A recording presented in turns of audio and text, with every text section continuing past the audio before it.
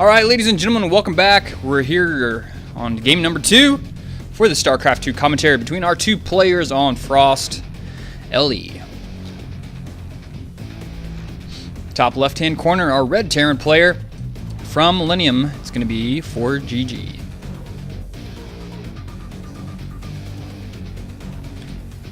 On the top right-hand corner of the map, our blue Terran player from Team Taeja. It is Taeja. Congratulations if you got that reference. So we went from a gigantic map, Whirlwind, to another gigantic map called Frost. Both players chose to go with mech last game. So if players, they like the big maps for the mech, maybe we'll see mech again this map. Too many M's. This is like Marine, Marauder, Medevac, maps, mechs. Jeez. Pick a new letter, Terrans. Come on. So, Gas already out of Taeja, and ForGG, what's he going to go with here? Looking like a barracks. So, we've seen pretty greedy play from Taeja last game, of course, going for that command center first, which gave him a little bit of a lead early game, but he kind of threw that away whenever he ran all his Hellions up the ramp, tried to take out the bunker, but ForGG just repaired it, and the flames of the Hellions weren't hot enough, and the bullets out of the Vikings weren't bullety enough. And the bunker did not fall, and Taeja paid the price for it. That kind of gave ForGG map control. He could push out with the siege tanks. Then from that point on, he had a little, like, one or two, what's the word for it? Mishaps? Is that a good word for it? One or two mishaps. But overall, it worked out for him eventually, and ForGG took the victory last game. So barracks for both players. Reaper's going to come out here for ForGG. So Taeja did go for the gas much sooner. So this is looking like we're going to see a factory soon. Yep, there's the factory. And probably, let's see what he follows us up with. If he follows us up with a Banshee, possibility here. ForGG, unfortunately, scouting towards the bottom left. And Taeja's in the top right-hand corner of the map. But Taeja, once again, drawing the luck card. Scouts in the correct position. We'll find out his opponent. We'll see the Reaper coming out. Oh, wait, no. Did he go? Whoa, he didn't. Oh, wow, I thought he drew a luck card, but the hell is this? Now where's he going to? He didn't even go all the way up the ramp. This is what he saw when he went up the ramp. Was he just assuming that ForGG was walling off, and if ForGG didn't wall off, then that means he's not up there? He's going to see the Reaper coming from over here, and this Reaper's going to be like, all right, buddy, we got a party.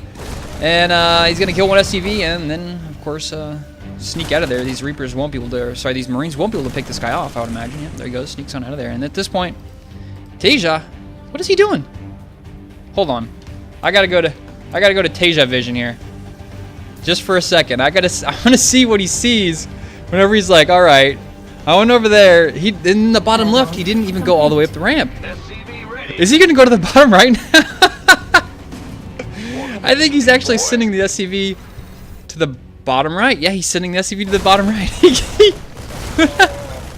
He didn't even scout the bottom left base all the way. He just goes up the ramp. Taeja's like, I got shit to do, man. I got to win this series. I got to move on in DreamHack. I don't have time to go all the way up the ramp and into the base to check it out. Now watch this. Let's see what he's going to do. He's going to go all the way in. He didn't even go all the way in. He just went most of the way, like half the way in. Now where's he going to go? What's Taeja going to do? Did he think, at this point, does he think, all right, I suck at scouting, or maybe he lifted his main and hit it somewhere else, which is definitely not a possibility because he's got a Reaper out. So amongst the hilarity that is ensuing here, Reaper did go around the back and did get killed by those Marines. So, okay, Taeja's going once again to the top left thinking, all right, I got to do this right. No half measures. Let's scout out the top left just to make sure that there's a base up there. He's got it rallied up there, so that's what he's expecting. Okay, he loses his guy. He's like, all right, there's a base up there. Okay. Wow, funny. Taeja's slipping there. He sees all the Marines, and the Marines, they, of course, he did see the perfect build here for a Banshee, so he's got his Marines in the main, and ForGG even has a Viking, so set up extremely well here. This is working out great for ForGG. Already has his orbital up, or soon to have an orbital up, and while Taeja just sitting over here on one base, ForGG's got the defense up. He's got the second orbital up. This is looking mighty fine for ForGG, and he's going to chase down this Banshee. Try. Is it going to happen? Nope, not going to happen. But ForGG is sitting pretty here. Playing defensive, has an economic opening. Taeja just now starting his natural. He does have a siege tank, so he does have, he can throw up a soft contain here. He's got a Raven coming out. Taeja, what are you going to do? You have to make up for the fact that you scouted improperly, and it took you like 6 minutes to scout the map. Now he has his own Banshee coming out from ForGG. Cloak as well. Marines are kind of all just bunched up here at the front. And Widowmine! Oh gosh, that was close. That was right there on the edge, and the Marines kind of don't have, they're kind of busy somewhere else. And now a couple of kills are being racked up by the Banshee here. Widowmine still has yet to move, and at the same time we've got, look at this, Taeja moving in position, the Widowmine gets his job done, but look at this, that's a pretty scary force with this siege tank here. He's going to force to lift this up, and there's not much ForGG can do about it because he doesn't have a siege tank of his own, and his Banshee is now flying across the map. That would be an awesome thing to have in his natural right now, but nevertheless, this Banshee is going to try and get some work done, but there's really not too much he can do with this Raven for vision, auto turret. He actually shot his own auto turret there for a second, I think. So now we have macro on both fronts, both players, or macro for sure, micro on both fronts, and this Banshee does have to deal with the Viking. Oh wow, nice pick off there from Taeja, picking off that one Banshee, and he's gonna get the second Banshee in the name of love. No, he doesn't. This Banshee will sneak on out of there. Whoa, he's turning. He's about to take a shortcut there, and that would have been his last one. So Taeja now has his natural up. ForGG has his natural back up, but with only 1/2 life. And now with that push there, kind of sort of even things up. We saw Taeja take out one Banshee. I think did he actually kill any workers? So he killed 6 workers so far. Probably a couple with the natural there, and of course he killed a couple with that Banshee that was flying all over the place. So let's check the supply. 61 versus, actually it's pretty close between both players. 65 versus 66 now. And but Taeja's got a good tank count, and ForGG's still working on it. He's slowly catching up. And looks like we're going to see bio play out of ForGG, and probably the same thing out of Taeja here. Bio with siege tanks, and making a couple extra Vikings. No, wait, he's swapping to a reactor on a factory here, and he's making another barracks. So this reactor's just going to go on another barracks, and Starport's going to make medevacs. So we'll have bio versus bio. Stim being researched for Taeja. That'll come in handy. So 4 Marines seems to be the key number here for ForGG. Going to the middle of the map to take control of that Zelnaga tower. Vikings and Banshees on patrol. The tank will get all the glory there, I think. Nope, it was the Marine. This little guy got the kill. So this one Widowmine from ForGG, the one Widowmine who get that one Banshee kill, just walks right on up the front of the base. He's like, hello, all right, I'll turn around now.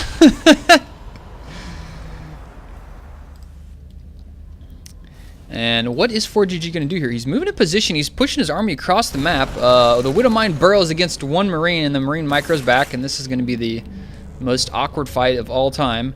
ForGG is feeling like he can make a play here. He's building his barracks. He's getting his production up. He up +1 attack is close to being done, but he's walking straight into siege tanks. 3 siege tanks up here. He's even got a point defense drone. That's going to pay off for Taeja. Taeja with the defensive position.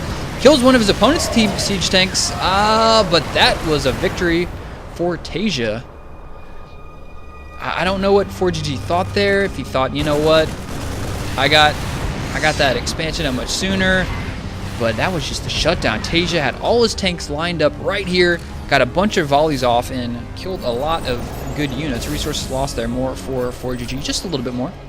We'll check the unit loss tab. 19 versus 13, so 19 Marines lost so far this game. Most of them in that last attack. 2 Banshees and it's just 6 SCVs still.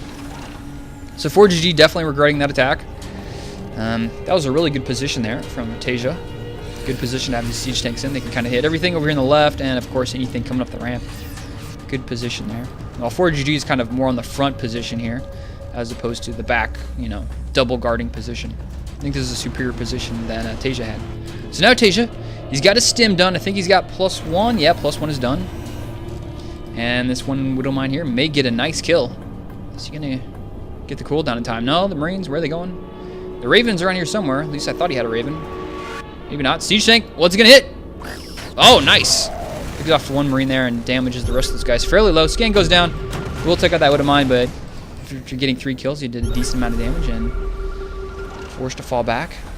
ForGG now sieging up, building a 3rd base, got some gas out as natural, has those barracks finally complete, still pumping out some Marines and tanks, slowly building more tanks one at a time. Nice pick off there from ForGG, takes out one of those Vikings, but at the same time we got a big drop here, a Doom drop from Taeja going straight onto the main. ForGG is completely out of position. All the tanks are going to get sieged up. Medevac start healing. He's got stim done. He needs to take out that Banshee. He's going to get it. Is he going to scan? Is he going to scan? No, he doesn't. It looks like he's just going to take out the tech lab. The tech lab goes down from the barracks. That's going to stop the stim research. And one tank goes down. And ForGG shut this down a lot better than I thought he was going to. And yeah, kind of just wiped that out. But the question is, was that worth it? Was all of that worth it to take out a couple units and lose all your medevacs to kill the tech lab with stim? At least I think he killed. I mean, I think he's got stim. Yeah, that was definitely stim being researched because he already had combat shields done. So Taeja's definitely keeping up his production. Has a decent force, setting up to take his 3rd.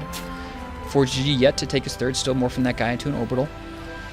Building yet 2 more barracks. Feeling he needs a little bit of extra production.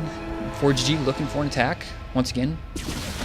Terran, you're definitely the defender's advantage we've seen in this series so far. Just most of the time when the players attack, unless they have a gigantic advantage, most of the time it's from one of the 2 players overextending into their opponent and just paying the price, walking to that defensive line that Terran player has.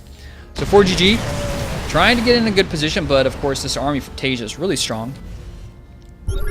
Has yet to scout out the 3rd base down here. ForGG sieging up with just 2 tanks, a lot of Vikings though, but there's just so many Marines for Taeja, not to mention he's got stim. You don't have stim, ForGG. You don't have any drugs, bud. Oh my god, Taeja just walks through that easy peasy. ForGG, what were you thinking there, man? What were you thinking? That's rough. He just lost pretty much everything. Supply 79 versus 122. Let's look at the army count. That's the wrong button. That's active forces, which is what I want. Oh, that's not it. There we go. Army supply 70 versus 45. And not to mention he's got the worker lead as well. So Taeja, he's got a massive lead right now. Taking out that stim seemed to be fairly effective in that last fight. You know, sure, Taeja had the bigger army on top of it, but having stim and not having stim is huge in TvT, especially when you're going Marine tank bio. And oh no, ForGG taking a couple free tank shells there. He's going to siege up, but after getting his tanks a little bit low. Scan goes down there from Taeja, but look at this, a big drop in the main. A lot of Marines just going there and start shooting up the place. ForGG is getting tired of all these drops in his main. He's slowly taking care of this, but without stim, these Marines have a really slow time there. Those guys just aren't quick on the draw, unfortunately. Scan goes down. Taeja weighing his options. What am I going to do here? Do I want to go in? He's got a couple more tanks. Oh, good scan timing there from ForGG. Gets a lot of free shots on the tanks, but the stim Marines make short work of those other Marines from ForGG, and Taeja takes a very earned victory that game. So, I guess, guys, shows how strong stim is in this and how strong a defensive position is. As long as you didn't lose stim, you're good for the most part. But losing stim was sucked for ForGG. Walking up that ramp into that tank line of Taeja was also a killer for ForGG. Even after the big advantage he had, I mean, he had his expansion up so much sooner than his opponent. Taeja didn't scout him until the 5th base, essentially. So that had it going for him. He scouted his opponent's base. He scouted the Reaper. He killed at least 1 SCV, I think maybe 2, possibly. So it seems whichever player in this matchup that has the early game advantage just throws it away and ends up losing. So we'll see if that trend continues into game number 3 to settle this tiebreaker. We'll check out what's going to happen next in game number 3. Thank you guys for watching. Find more of my videos over at youtube.com/EonShiKeno and follow me on Twitter at EonShiKeno. Goodbye.